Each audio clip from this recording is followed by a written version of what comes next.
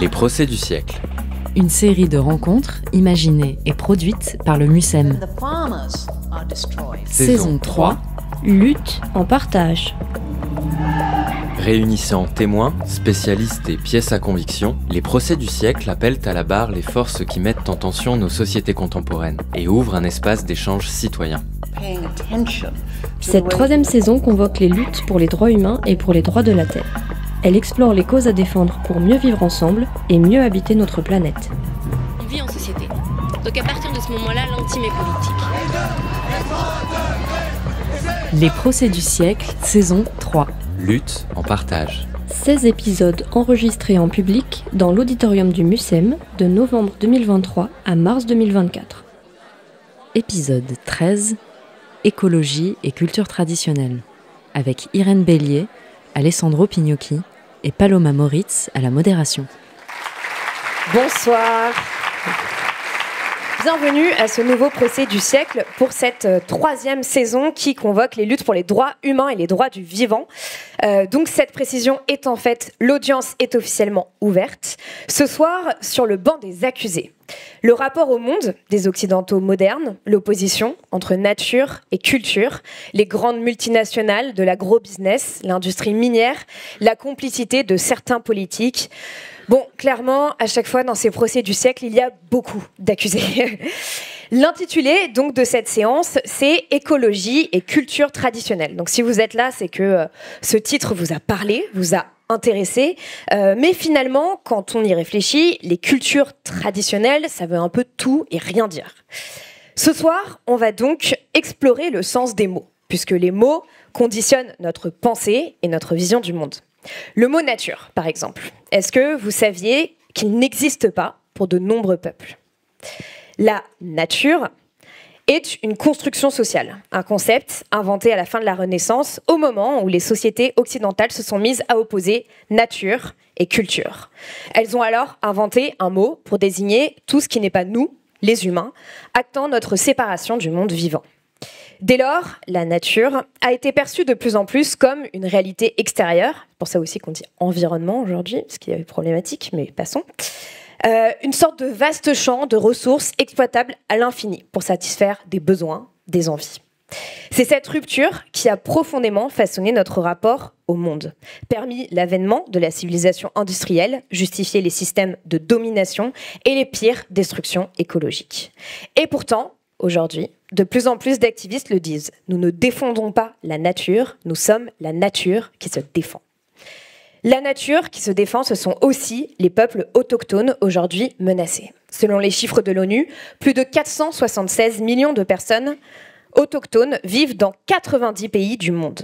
Ils représentent donc 6,2% de la population mondiale et pourtant, ils protègent 82% de la biodiversité. Les peuples autochtones le martèlent depuis des années. Si l'on veut protéger le climat, la biodiversité, il faut protéger leurs droits, mais aussi leurs territoires.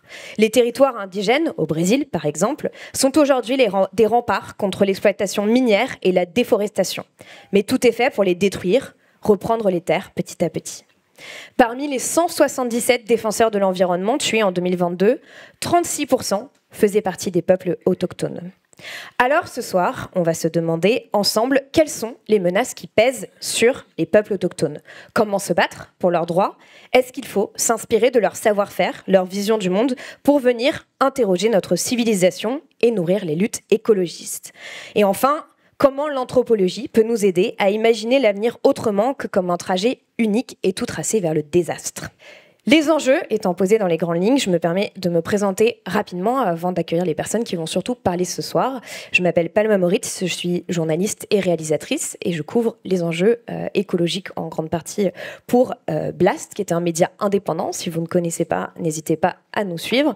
Et si vous nous connaissez déjà, n'hésitez pas à nous soutenir. Pour échanger ce soir, j'ai donc le plaisir d'accueillir nos deux intervenants que je vous demande d'applaudir, : Irène Bélier et Alessandro Pignocchi. Alors, Irène Bélier, vous êtes anthropologue, directrice de recherche au CNRS et vice-présidente du groupe international de travail pour les peuples autochtones. Vous êtes spécialiste des droits des peuples autochtones, on peut le dire.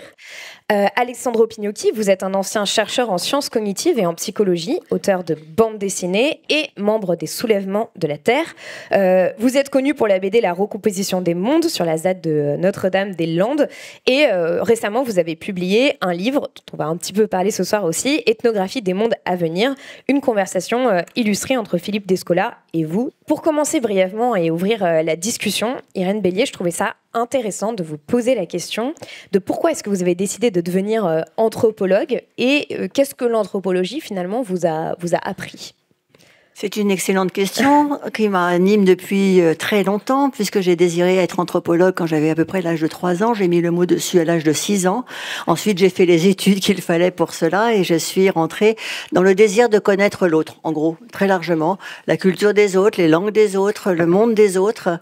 Et c'est ça qui m'a conduit continuellement. Et j'ai commencé par un terrain en Amazonie où j'ai fait mon doctorat sur les rapports entre les hommes et les femmes, il y a déjà près de 40 ans. Et du coup, c'est un rapport avec les Maïrouna qui ont été vraiment un décentrement extrême. Je suis partie là-bas pour comprendre quelque chose qu'en France déjà, on avait des luttes féministes. Je suis partie à ce moment-là, et ça m'a permis après de revenir sur des questionnements que j'ai déportés après sur d'autres champs. J'ai fait l'anthropologie des énarques, l'anthropologie de la Commission européenne et la question des mouvements autochtones des droits internationaux à partir de l'ONU. Donc, vous voyez, c'est un champ. Et les Maïrouna m'ont accompagné continuellement dans la tête, et la pensée Maïrouna, la langue Maïrouna, j'ai passé 4 ans avec eux, m'a porté pour pouvoir penser le monde depuis le très local jusqu'au très global. Alessandro, qu'est-ce qui vous a amené justement des sciences cognitives à l'anthropologie ? Pareil, ça serait complexe, mais en tout cas, moi j'ai été très jeune passionné d'oiseaux. J'étais ornithologue pour des raisons psychologiques obscures qui m'échappent encore. Mais en tout cas, toujours est-il que j'étais passionné d'oiseaux tout petit. Et du coup, j'avais intégré, évidemment, sans me poser la question, comme une évidence que l'horizon politique d'un combat écologiste, c'était la protection de la nature. C'était la mise sous cloche d'espaces naturels dont on chassait les humains pour les mettre à l'abri du tempérament destructeur des humains. Et donc, évidemment, quand ça va de soi, ça semble être une évidence que la lutte radicale milite pour la protection. Et donc évidemment, quand j'ai découvert, mais c'est un choc que beaucoup de gens ont subi, mais peut-être le choc est d'autant plus vertigineux quand on s'était toujours dit passionné de nature, et quand on tombe sur, par exemple, les écrits de Philippe Descola, donc à qui tu faisais implicitement allusion en parlant du fait que de l'histoire du concept de nature, quand on découvre que la distinction entre nature et culture est une construction occidentale récente, et que la protection va avec l'exploitation, que les deux se sont vraiment conçus ensemble, et qu'en fait, le contrepoint radical à la destruction du monde naturel par l'Occident capitaliste, c'est pas du tout la protection, mais le vivre avec des formes de bonne entente diplomatique avec les vivants non humains, qu'on met pas sous cloche, mais avec lesquels on apprend à vivre en bonne entente, et ça ouvre des perspectives à la lutte écologiste autrement plus enthousiasmantes que la protection. Et donc c'est cette espèce de vertige-là, quand on découvre que ce qu'on prenait pour évident, en fait, ne l'est absolument pas, et très contingent à notre trajectoire culturelle, évidemment, ça donne envie de creuser un peu ça, quoi.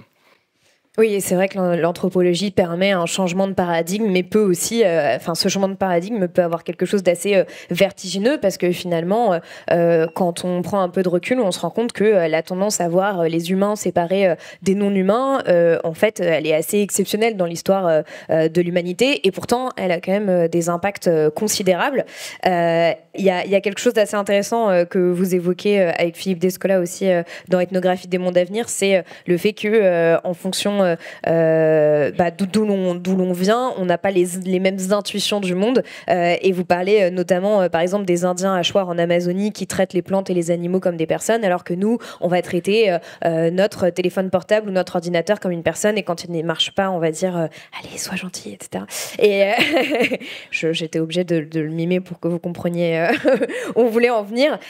Donc finalement il y a cette division dans nature-culture et dans les symboliques qui qui se retrouvent, mais cette division, elle se retrouve aussi beaucoup dans notre conception de la médecine et même du corps. Cette division corps-esprit, beaucoup de personnes n'ont pas forcément conscience qu'elles ont un corps, et on trouvait ça intéressant d'invoquer donc une pièce du musée qui va être présentée par Justine Bobot, qui est conservatrice du patrimoine et responsable du pôle sport et santé. Et cette pièce du MUSEM, elle permet d'envisager d'autres modes de connexion à la nature, pas que par la symbolique ou sa conception, mais aussi par le biais des plantes guérisseuses. Vous pouvez l'applaudir.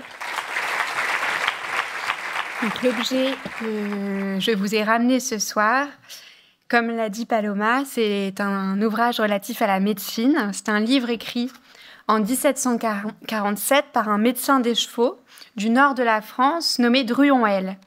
C'est donc un recueil de remèdes qui réunit d'une part des recettes pour soigner les animaux, les bêtes, mais aussi les hommes, et d'autre part une liste des simples, c'est-à-dire des plantes thérapeutiques.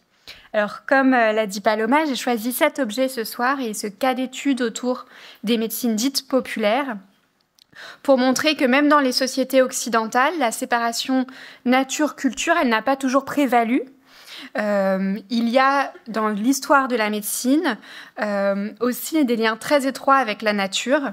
Et cette médecine populaire et l'usage des plantes thérapeutiques, il témoigne donc d'un système de pensée cosmologique fondé sur le principe d'une continuité totale entre l'homme et la nature, entre l'humain et le non-humain. Alors, je vous présente tout particulièrement la deuxième partie de l'ouvrage. Alors, cet ouvrage du XVIIIe, il s'inscrit en réalité dans la lignée directe d'un type d'ouvrage médical qui s'appelle des livres des simples médecines. Alors, le terme de simple, vous l'avez peut-être déjà entendu parce que c'est un mot à la mode. En fait, aujourd'hui, il y a une sorte de revival autour des plantes thérapeutiques et autour des simples.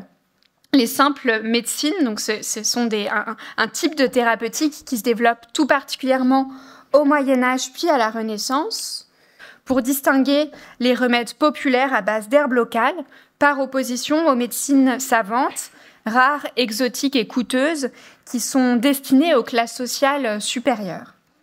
Alors les simples et tous ces savoir-faire autour des plantes thérapeutiques, ils constituent d'une certaine manière un savoir incarné au croisement d'un système de pensée antique, d'observation empirique de la nature et de croyances populaires.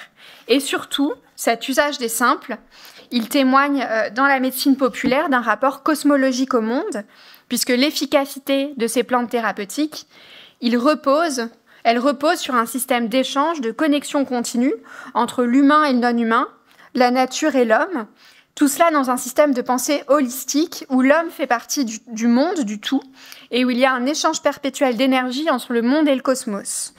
Alors je vais vous parler pour cela en particulier de la plante qui est présentée ici, qui est une brionne. Donc, je vais vous lire la description de cette plante qui est présentée ici. Donc cette plante, la brionne, elle croît dans les buissons et dans les haies. C'est une racine que l'on cueille au printemps. Elle purge puissamment les humeurs séreuses et pituiteuses, donc les humeurs humides. Elle évacue les eaux des hydropiques, c'est ceux qui ont trop d'eau en eux, par le haut et par le bas. Elle guérit les asthmes.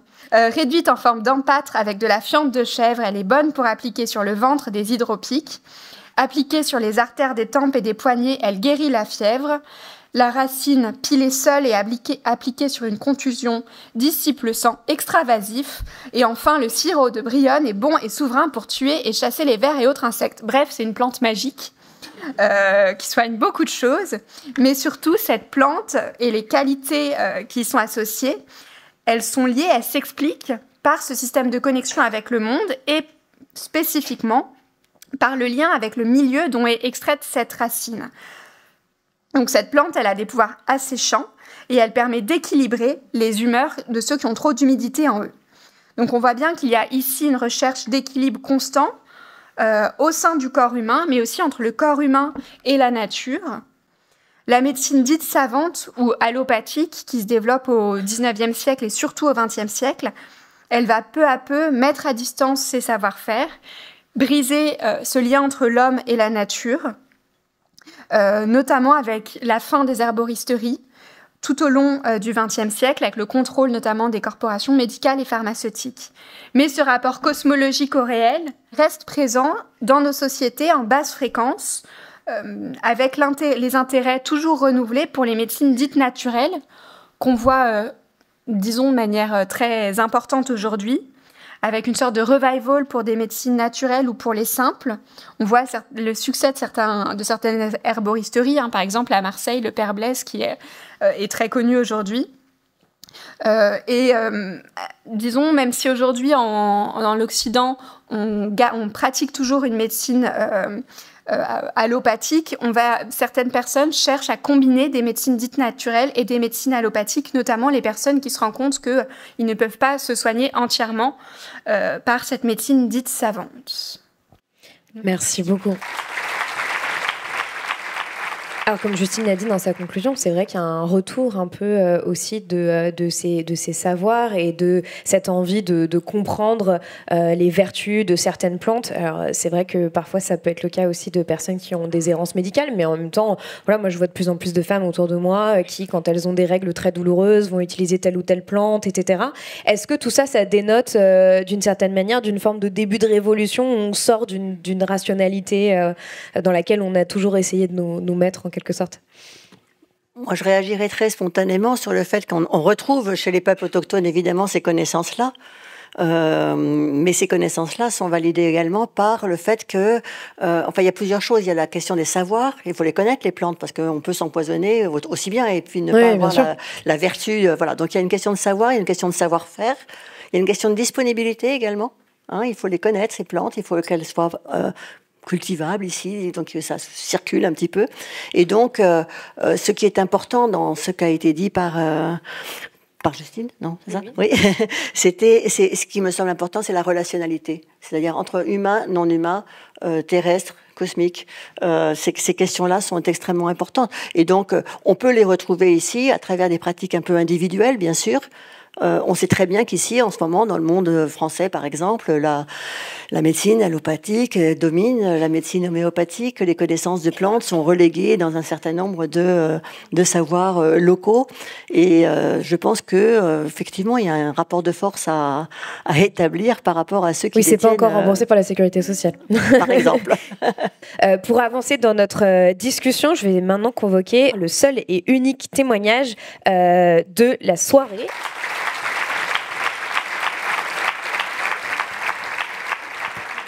Bonjour, donc je suis Esther et samedi dernier j'ai participé à la commission d'enquête. Aujourd'hui je suis Noah, fille d'une famille qui pratique le maraîchage depuis des générations et je suis élève en terminale au lycée agricole d'Auxerre. Jeune adolescente, j'avais le projet de m'installer en ville, mais mes frères ont quitté la ferme les uns après les autres et comme je suis la dernière de la famille, je suis aussi la dernière à pouvoir reprendre l'exploitation. Je me sens tenue de le faire. L'un de mes enseignants au lycée, M. Fournier, qui est notre professeur de phytotechnie, est écologiste et très militant, et nous l'apprécions beaucoup. Il est ouvert à nos questionnements et nous transmet une vision de l'agriculture en décalage avec le reste de nos cours. Il a beaucoup et longuement voyagé en Amérique latine et Amérique centrale, et vendredi dernier, il a fait intervenir une personne qui faisait partie du peuple autochtone des Guaranis, au Paraguay. Elle nous a parlé longuement de leur conception de la terre comme génératrice de vie. Pour tous les peuples Guaranis, la terre est sacrée et non pas profane, car elle donne la nourriture à ses habitants. C'est pourquoi ils en prennent soin et ne l'exploitent jamais dans un but lucratif. Ce sont les femmes qui célèbrent la terre par des danses sacrées, car elles sont considérées comme plus près de la vie. Il faut donc célébrer la nature et considérer les fleuves, les plantes, l'ensemble de ce qui la constitue, non pas comme des ressources à prendre, mais comme des esprits, comme du vivant auquel il faut faire attention. Plus concrètement, et suite à cette conversation, on nous a enseigné à cultiver le maïs d'une manière bien différente de la nôtre. Il s'agit de la culture dite des 3 sœurs, où sont cultivés ensemble le haricot, la courge et le maïs, dans une forme de permaculture qui, bien sûr, nécessite beaucoup moins d'eau.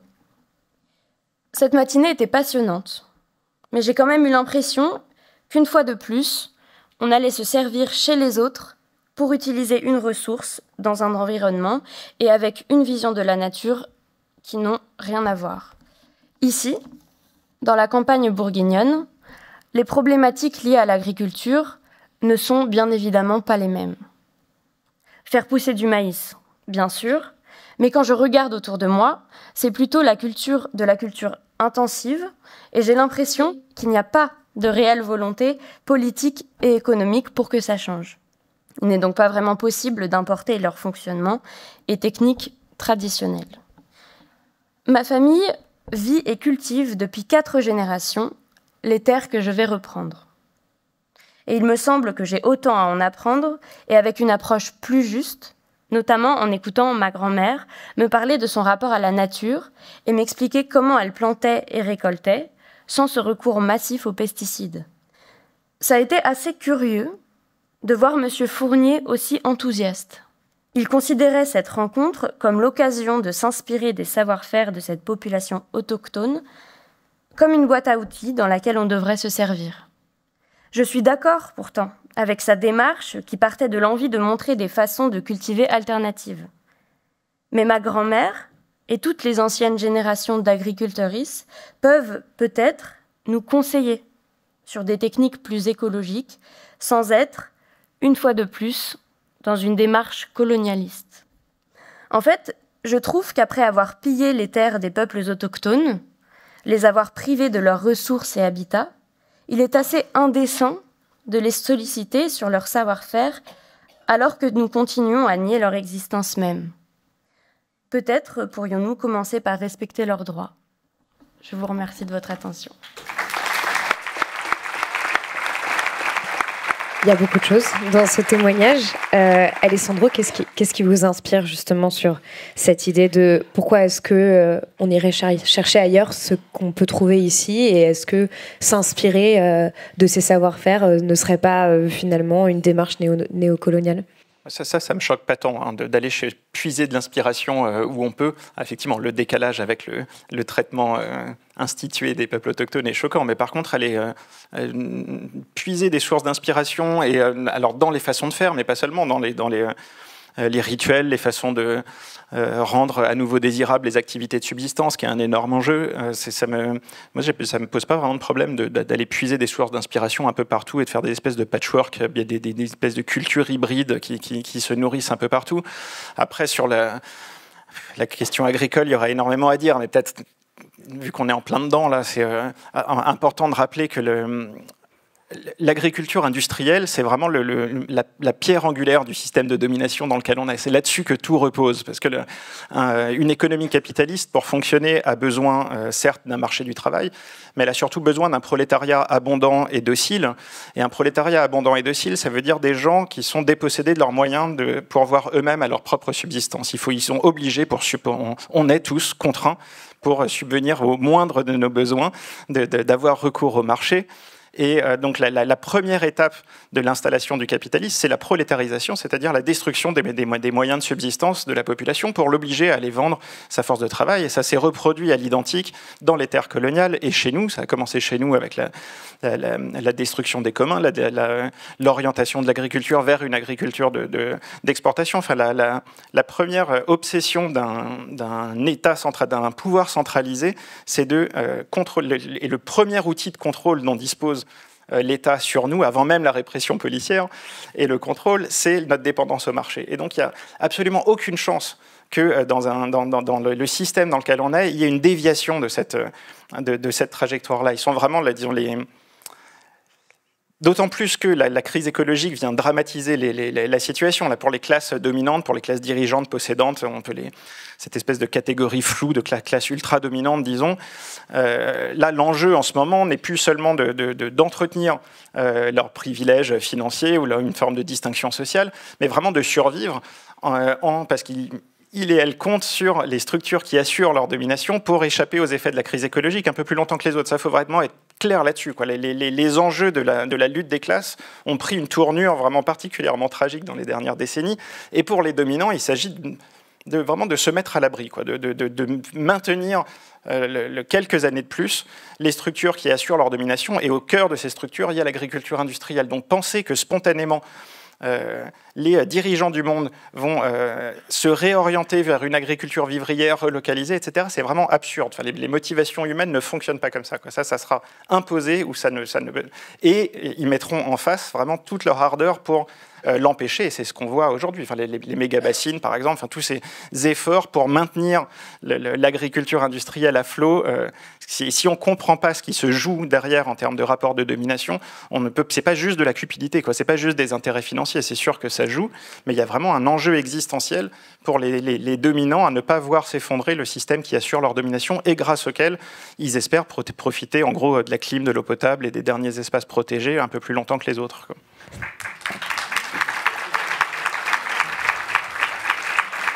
Irène, qu'est-ce que Moi, je pense qu'effectivement, le mot-clé dans cette intervention, on pourrait vraiment beaucoup discuter avec Alessandro, et j'en suis assez d'accord, c'est la question de la dépendance au marché. Parce que le marché s'étend à peu près partout. Le marché, c'est la source de l'économie possible, pour certains, mais c'est aussi la source de l'aliénation d'un certain nombre d'autres, et c'est ça le grand problème, parce que quand on parle effectivement de développement, et c'est un grand enjeu, cette question du développement, alors là on est à l'international et on est en extérieur, ça peut être aussi le développement des territoires locaux en France ou ailleurs en Europe, mais le développement international s'appuie effectivement sur ces marchés qui sont conquis pour le bien-être d'un certain nombre. Donc il y a un déplacement des ressources, il y a de la circulation qui échappe complètement aux populations locales. Quand on installe un barrage hydroélectrique, quand on installe une minière quelque part, c'est pas du tout au bénéfice des populations locales, c'est véritablement de l'extraction et de la prédation. Donc ça, je pense qu'il faut vraiment être très clair sur ça. Et quand on vous dit oui, ça vous fait des emplois, oui, ça vous fait, c'est pas vrai. C'est pas vrai, et il faut le temps pour le réaliser. Et quand on a pris le temps de le réaliser, eh ben le territoire il est mort. Ça c'est un peu ces grandes angoisses. Et puis l'autre chose qui me paraît très important, c'est la question du rapport à la propriété privée. La terre, c'est quand même la propriété privée, c'est la première des choses sur lesquelles le droit s'est construit, même le droit international. Donc on commence par la terra nullius, ça n'appartient à personne, donc on peut conquérir et je pose mon drapeau et c'est à moi, monarque espagnol, monarque portugais, et après voilà, on fait disparaître, et ça c'est le phénomène les plus marquants de la colonisation. Les autochtones, ils disent pas ça, eux ils disent la terre ne nous appartient pas, nous appartenons à la terre. Et c'est aussi c'est ça la conception de la relationnalité qui est source et moteur du vivant, et donc de la condition même de pouvoir se reproduire et exister. Alors justement, ça fait une parfaite transition avec votre pièce à conviction, qui sont en fait en réalité deux pièces, puisque ce sont deux photos. Peut-être que vous pouvez les décrire ou expliquer pourquoi vous avez décidé de choisir ces pièces-là, et ensuite on ira plutôt sur justement la question des rapports de force et quels sont les leviers à activer d'une certaine manière aujourd'hui pour que cette terre reste aux populations autochtones. Alors j'ai pris effectivement ces deux photos que j'ai jointes, parce que la première image, qui est une peinture en fait de Nancy Dantas, qui est une résidente à Iquitos, donc ville en Amazonie que je connais, et qui montre la pollution pétrolière du fleuve Corrientes. Et donc cette espèce de poisson mort au centre, donc squelettique, avec ses édifices par derrière, montre en effet ce à quoi ressemble le développement industriel dans ces territoires-là. Et on peut voir la pollution des eaux, la contamination, que ce soit par le pétrole, que ce soit par l'or, etc. Les rivières meurent, les fleuves meurent. Et c'est pour cette raison-là, d'ailleurs, que les autochtones se sont engagés dans la volonté de donner une personnalité juridique aux êtres de la nature, de manière à pouvoir les défendre. Parce que si vous pratiquez la pêche, la surpêche, même indépendamment du pétrole, de l'or et compagnie qui polluent la rivière, si vous pratiquez la surpêche, si vous pêchez à la dynamite comme ça se fait dans les pêches industrielles, eh bien, vous tuez également les conditions même de votre propre existence. Oui, on parlait de l'industrie minière. Je recevais récemment une journaliste qui me disait que finalement, ce qui était en train de dévorer l'industrie minière, c'était vraiment nos conditions de subsistance des humains et des non-humains, quoi. C'est vraiment les écosystèmes à petit feu. Est-ce qu'on peut voir la deuxième photo ? Alors, cette photo, là, on s'est déporté, on n'est plus en Amazonie, on est en Australie. On a ici un ensemble de peuples aborigènes et d'individus plutôt que des peuples complets qui sont, alors évidemment, l'Australie. Les aborigènes ont été vraiment réduits à néant par la colonisation, très peu nombreux, vivent dans des territoires dans lesquels ils ont été repoussés, relégués par la colonisation également. Mais ce qui est très intéressant et que j'ai choisi, c'est pour ça que j'ai choisi cette image, c'est ce qui est porté autour du dessin. Hein. They say mine, we say ours. Et ça me paraissait extrêmement important parce que ça représente un peu la philosophie du collectif. Les autochtones portent le collectif. Donc là, il y a un jeu de mots sur à moi. La mine, donc they say mine, donc c'est à moi. Non, c'est pas à moi. C'est on parle du collectif. Et c'est ça qui me paraissait important parce que les autochtones, ils essayent effectivement de défendre leurs conditions d'existence. Et leurs conditions d'existence, ce sont aussi des économies diversifiées. Ce sont des modes de relation à la nature qui sont très très différents selon que vous êtes dans des écosystèmes qui sont profondément diversifiés dans le monde. Et c'est par le collectif qu'ils parviennent à s'en défendre et à s'en sortir. Et c'est ça qui me paraissait important de pouvoir éventuellement engager la discussion sur ça. Les communs qui ont été détruits en Europe, par exemple, c'est un des problèmes. Et c'est totalement ça. Et finalement, la question qu'on peut se poser pour aller au-delà, un peu plus loin, c'est de se dire quels sont les différents types de leviers à des endroits différents qui peuvent être activés justement pour préserver ce qu'il reste de ces communs et peut-être même d'ailleurs en reconstituer. Un des leviers qu'utilisent actuellement les autochtones dans leur lutte, c'est de sacraliser les territoires. Alors on peut beaucoup discuter qu'est-ce que ça veut dire qu'un territoire sacré, pourquoi est-ce que tout ça c'est sacré, comment est venu le sacré. Il y a énormément de discussions autour de ça, mais c'est à partir de là que l'on peut évidemment arriver à protéger des territoires. Je pense par exemple à une minière en Inde qui s'appelait Vedanta et qui attaquait les Dongriakonde.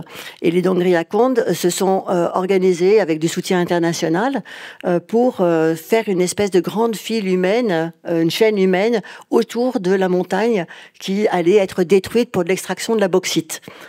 Donc, un moyen de lutte. Et qu'est-ce qui se passait dans le sommet de cette montagne? Pourquoi est-ce qu'ils sont passés par la sacralisation pour obtenir finalement que la minière n'ait pas cette concession, cette autorisation de la part du gouvernement indien? C'est de dire, donc c'est sacré. Et pourquoi c'est sacré? En fait, c'est le point majeur d'origine des eaux qui vont ruisseler ensuite dans les basses terres et qui vont permettre à des centaines de milliers de personnes de pouvoir exister. Si vous avez une minière qui vous pollue la source même des eaux, c'est la mort en bas, quoi. On l'a évoqué en introduction. On sait que, par exemple, un tiers des personnes qui ont été donc des défenseurs et défenseuses de l'environnement qui ont été assassinés dans les 10 dernières années au Brésil, c'était des autochtones. Et plus de 85% de ces meurtres ont eu lieu en Amazonie brésilienne. On a donc le chef Cacique Raoni qui a porté plainte contre le président Bolsonaro à l'époque devant la Cour pénale internationale pour crime et il l'a accusé de meurtre, d'extermination, de mise en esclavage des autochtones de l'Amazonie, mais aussi de destruction de la forêt amazonienne. Est-ce que ça, par exemple, c'est ce genre de levier juridique devant la Cour pénale internationale, ça sert à quelque chose ou est-ce que finalement c'est plutôt de l'ordre du symbolique, c'est-à-dire en termes d'autres leviers que le sacré, est-ce que le droit peut en être un? Est-ce qu'il y a des leviers juridiques qui peuvent aider ou pas vraiment, ou vous envisageriez plutôt une autre piste? Moi, je pense qu'il faut du droit. Il faut du droit, il faut des institutions du droit qui vont permettre de pouvoir au moins dire les choses. Il faut se rendre compte qu'avant d'être assassiné, les mouvements autochtones, comme les mouvements écologistes aussi, mais c'est surtout les autochtones, ils sont taxés de terroristes. Et ils sont criminalisés. Donc, ils sont criminalisés pour protéger la nature. On connaît un peu, c'est exactement ça.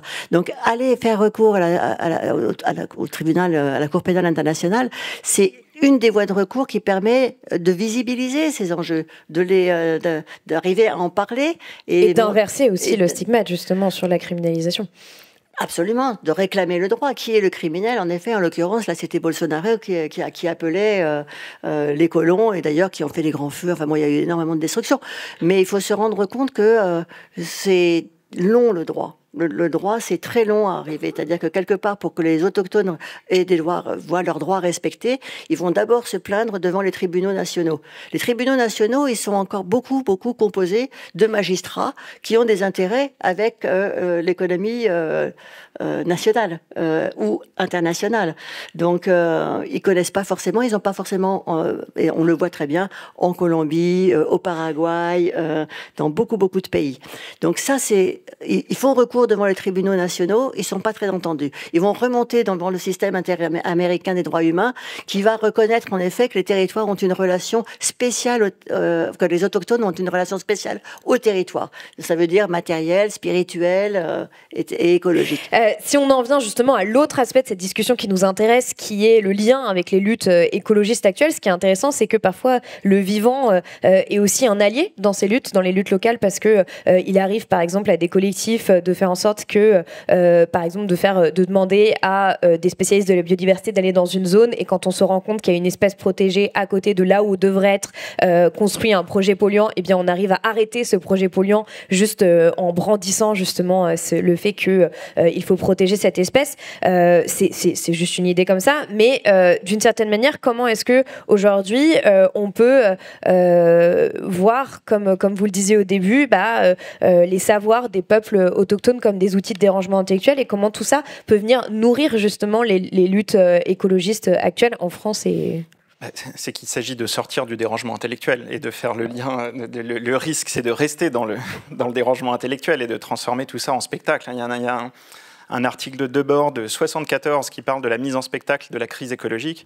et on se dote d'outils intellectuels comme ça très, très fins qui nous donnent une impression de maîtriser la chose, mais on reste dans le registre du discours, et toute la question est comment on reprend une prise sur le réel. Il ne s'agit pas de dire que c'est chose facile de reprendre la main sur le réel et de faire le lien entre l'analyse intellectuelle de la situation et l'action. Je ne sais pas, en 2 minutes, quoi. C'est que, surtout si on prend acte de ce que j'ai dit avant, c'est-à-dire que les enjeux se sont dramatisés pour les classes dominantes. Il y a vraiment un enjeu de survie, donc leur âpreté à défendre les structures qui assurent leur domination est accrue par la crise écologique qui aggrave les antagonismes de classe, contrairement au discours dominant qui dit on est tous dans le même bateau, on va s'en sortir ensemble. C'est évidemment absolument pas vrai. Le choix qui a été fait, enfin le choix pas individuel, le choix à l'échelle d'une classe, de la classe dominante, c'est pas du tout de sauver le bateau, mais de prendre les canots de sauvetage et de se tirer, quoi. Disons, les forces du grand capital ont acquis la possibilité structurelle de ne plus faire la moindre concession, et de fait, ils n'en font plus. Et quand on fait ce constat-là, c'est un peu vertigineux, parce qu'il ne nous reste pas tant d'options que ça, en fait. Si l'idée d'un aménagement du capitalisme grâce aux luttes sociales ne fonctionne plus, les outils de lutte qu'on a connus au XXe siècle, qui permettaient, bon an, mal an, d'arracher quelques concessions, vraiment, ça ne fonctionne plus. C'est ce que tout le monde... Les luttes syndicales, c'est flagrant. Les modes de lutte des grandes ONG, notamment le plaidoyer institutionnel, vraiment, tout le monde vous dit que... Il y a encore 20 ans, de temps en temps, ils gagnaient un petit truc, mais maintenant, ils débouchent le champagne quand ils arrivent à retarder une défaite, quoi. Et du coup, face à ça, si on puise dans l'histoire de l'Occident moderne, il ne reste pas tant d'hypothèses, il reste le renversement révolutionnaire global, on balaye tout et on recommence. C'est difficile de parier tout notre avenir politique là-dessus, déjà parce qu'on ne voit pas trop d'où la force nécessaire viendrait, et quand bien même elle viendrait, on voit mal comment ça pourrait bien se passer ensuite, quoi. Comment le processus de réinstitutionnalisation pourrait éviter les phénomènes de recapture du pouvoir par des entités encore plus aliénantes que celles qu'on connaît aujourd'hui, à moins qu'en amont, on ait reconstitué des forces politiques autonomes, territorialisées, qui nous permettront d'organiser un peu les choses en cas de renversement. L'autre hypothèse, c'est la prise de pouvoir par les urnes d'un gouvernement authentiquement progressiste, c'est-à-dire progressiste dans le sens qui déciderait d'aller vraiment au clash avec les intérêts de la finance mondialisée, pas vraiment, quoi, pas façon discours du Bourget. Et là aussi, on ne voit pas trop comment un tel gouvernement pourrait tenir en place. Il n'aurait probablement pas d'autre choix de soit retourner sa chemise façon Tsipras en Grèce, soit de démissionner parce que l'État serait en banqueroute, à moins, là encore, qu'on dispose de forces politiques suffisamment organisées, idéalement avec des territoires, notamment pour pouvoir manger dans les périodes de troubles et de pénurie, en amont, qui permettrait à un tel gouvernement de tenir en place et à nous de le surveiller et de lui contraindre à maintenir sa ligne. Et en fait, donc ces deux hypothèses ne peuvent être prises au sérieux que si en amont on a des forces territoriales sur le modèle de ce qu'ont réussi à faire les zapatistes au Chiapas, de ce qui est en train de se produire dans une bien moindre mesure malheureusement en ce moment sur la ZAD de Notre-Dame-des-Landes. Et du coup, ça nous amène à une troisième hypothèse qui est, à mon avis, un tout petit peu plus crédible que les deux autres, et qui est inspirée, là encore, par l'anthropologie, l'archéologie, l'histoire. C'est d'aspirer à tenter d'imposer aux États une cohabitation avec des fédérations de territoires autonomes qui explorent différentes formes d'autonomie politique, mais aussi matérielle vis-à-vis d'eux. Et l'anthropologie vient en soutien de cette hypothèse, parce que si... disons, l'hégémonie des États-nations qu'on connaît aujourd'hui, ça aussi, c'est quelque chose d'extrêmement récent. Ça s'est mis en place dans les derniers siècles, et encore de façon imparfaite. Par contre, là, dans les derniers millénaires, dès que des structures étatiques et un pouvoir centralisé descendant se mettaient en place quelque part, il devait composer avec des dizaines d'autres territoires autour de lui, jusqu'à très récemment, territoires qui étaient beaucoup plus nombreux, tant en nombre de population qu'en espace occupé. Et un des enseignements de l'histoire et de l'anthropologie sur cette question, c'est que des États qui doivent cohabiter avec des territoires autonomes ne sont pas les mêmes États. C'est pas cette hypothèse-là est désirable si les frontières sont extrêmement poreuses, s'il y a des mouvements de population, ce qui a été le cas dans la très grande majorité des cas historiquement. Et du coup, ces autonomies, ces formes de territoires autonomes ne sont pas une façon de se retirer du monde et de faire ce qu'on peut dans notre coin, mais de reprendre la main sur les institutions étatiques, de leur redonner une forme d'autonomie vis-à-vis des forces du grand capital. Voilà, bon, ça sera l'objet d'un essai futur, et c'est esquissé dans notre bouquin avec des scolas. Mais bref, effectivement, prenons les questions. Oui, et c'est ce qu'on se disait d'ailleurs en discutant aujourd'hui, que le fait de se concentrer sur le territoire n'était pas forcément synonyme de repli sur soi. Est-ce que quelqu'un a un micro dans les mains ou... Bonsoir et grand merci pour cette discussion. La question, il y a une question qui avait été soulevée d'abord par la première pièce à conviction et puis par le témoignage qui était là, c'est-à-dire on a des témoignages d'autochtones que vous avez portés, Irène. Et la question, c'est comment nous devenons autochtones, c'est-à-dire que là, il y a des moyens d'action. Et ce que vous montrez, Alessandro, c'est à quel point, en fait, notre conscience d'autochtone, c'est-à-dire de défense à la terre, n'est pas là. Donc la question, c'est aussi comment, bien sûr, il y a ces grands dominants, mais comment on lutte pour des terres sans savoir-faire de lien avec cette terre. Voilà, question. Je ne sais pas si on est tous autochtones, parce que là, ça rencontre une proposition politique qui est très très dérangeante, dans la mesure où il y a une forme de définition d'autochtone par la colonisation et par la racialisation, on n'a pas évoqué toutes ces questions-là, mais aussi par le fait qu'effectivement il y a des formes d'imposition et de domination qui sont que l'on peut partager en solidarité, on pourrait se penser comme autochtone. Sauf que dans notre vie au quotidien, on n'expérimente pas la relégation, la marginalisation, la stigmatisation et la discrimination que les autochtones dans le monde expérimentent, de facto. Dans la forme légale, ils ne peuvent pas se déplacer comme ils veulent, etc., etc. Il y a beaucoup de choses. Donc la question, c'est la question du rapport à la terre. Et le rapport à la terre, pour les autochtones, il est fondamental parce qu'effectivement, ils ont cette compréhension-là de ce que l'on n'est pas... on ne possède pas la terre, mais on est de la terre elle-même. Cette conscience-là, je ne suis pas absolument certaine qu'elle soit partagée partout, et peut-être qu'on pourrait éventuellement la rediffuser, la penser évidemment. La question de la propriété, elle est évidemment posée par les soulèvements de la terre. La question du relationnel est posée par notre expérimentation finalement, et dans le passé et dans l'ailleurs. Mais tu parlais des objets que l'on peut personnifier. Ces objets-là, s'ils se cassent, ils nous empêchent pas véritablement de vivre. On va pouvoir les racheter éventuellement. Donc voilà, cette question-là de nous sommes tous autochtones par ailleurs, en Asie, en Afrique, c'est les États qui parlent comme cela et qui utilisent cette position-là pour ne pas reconnaître de droits particuliers, par exemple aux Pygmées, aux San, aux peuples de Birmanie, de Chine, etc., etc. Et ça, c'est des points qui sont donc des questions de sémantique et des questions de positionnement. Mais ensuite, en effet, rien n'empêche de réengager un de ces mouvements qu'on a déjà connus aussi, de retour à la terre dans les années 70, d'essayer de refaire des collectifs et des communautés, sur lesquels il faut bien réaliser que ça n'a pas tenu longtemps, ni ça n'a permis de changer le monde dans son ensemble. Maintenant, on n'est plus dans les années 70, on est dans une autre conscience qui passe par, effectivement, ces luttes de soulèvement de la terre que j'ai appuyées aussi. Peut-être une très rapide distinction sur nous sommes tous autochtones, c'est que l'expression retour à la terre fait un peu froid dans le dos. Il faut quand même distinguer deux façons de se rapporter à la terre et à l'autochtonie qui sont parfois confondues, mais qui sont sur les deux opposés du spectre des possibles.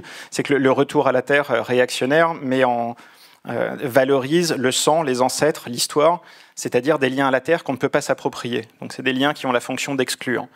Les liens à la terre qui sont mis en avant dans le mouvement des ZAD, des soulèvements de la terre, disons le retour à la terre progressiste, en gros, c'est des liens qu'on acquiert par les usages, par la contribution à l'autonomie politique et matérielle, et c'est des liens que n'importe qui peut s'approprier. Et en fait, on se sent appartenir sur la ZAD de Notre-Dame-des-Landes, après une demi-journée sur un chantier collectif, un potager collectif, etc., on se sent du territoire. C'est des liens qui sont l'exact opposé, cognitivement parlant, des liens réactionnaires où, après 20 ans sur un territoire, on est toujours l'étranger, quoi. Et là, maintenant, l'hypothèse un peu optimiste qu'on essaye de faire, c'est que ce sentiment d'attachement à la terre, à un territoire donné, il émerge assez facilement, quoi. À partir du moment où c'est pas chose facile, mais on arrive à desserrer l'étau économique et à reprendre un peu d'autonomie, avoir quelques marges de manœuvre, dans un contexte de lutte en particulier, cette attache affective-là, elle prend assez facilement des proportions gigantesques, quoi. C'est sans doute une des raisons qui a sauver la ZAD de Notre-Dame-des-Landes, c'est que l'État n'avait absolument pas anticipé la détermination des habitants à la défendre, parce que les liens qui étaient tissés avec le territoire, effectivement, ça devient une composante de la personne, quoi. Et la détermination à le défendre s'en trouve évidemment décuplée. Il y a des anthropologues qui ont quantifié la chose, mais en tout cas, voilà, l'idée, c'est qu'en tout cas, dans un contexte de crise écologique, de désenchantement du monde, quand on arrive à retrouver quelques petites marges d'autonomie sur un territoire, cette attache-là, très puissante, est assez spontanée, quoi. Et ce sentiment de solidarité avec le territoire lui-même et les habitants non humains émerge relativement facilement. Et on finira justement avec cette définition-là du retour à la terre. Donc c'est la fin de ce procès du siècle. Merci à tous les deux d'être venus à Marseille pour témoigner. Cette séance a été enregistrée le 19 février 2024, avec la participation d'Irène Bélier, Alessandro Pignocchi, Justine Bobot et Paloma Moritz à la modération. C'était le podcast Procès du siècle, lutte en partage. Une proposition conçue et mise en scène par le MUSEM. À la modération, Rokhaya Diallo, Nora Hamadi, Thomas Legrand et Paloma Moritz. En partenariat avec Libération, Simone et Ventilo. Réalisation, Copie Carbone. Rendez-vous sur le site du MUSEM pour plus d'informations sur la série et les pièces à conviction. Et retrouvez l'ensemble des épisodes de la saison sur votre application de podcast habituelle. Merci pour votre écoute et à très bientôt.